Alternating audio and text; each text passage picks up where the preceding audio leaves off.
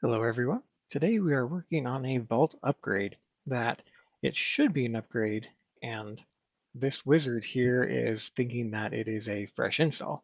It wants us to select this Vault type of standard, etc., and that is not what we want. So it's actually quite an easy fix. I'm going to cancel the wizard here and let that roll back. The issue is that in the C drive, program files x86, and then for the sake of typing everything in, I'm just going to paste in the path. The installed information folder here is a hidden folder. This right here is missing a bunch of information, and it's looking in this folder for the upgrade information. When it goes to do the install, it's not finding it, and so it's saying, okay, I'm going to go do a fresh install.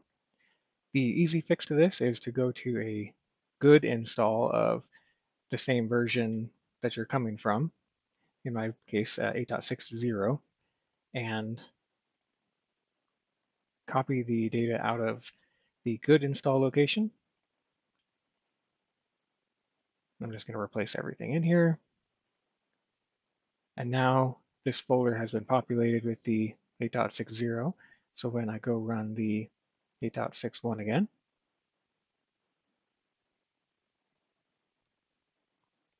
okay, we go through a couple screens, and there we go. We've got the upgrade option. That's the quick and easy fix for if your upgrade thinks that it is trying to do a fresh install.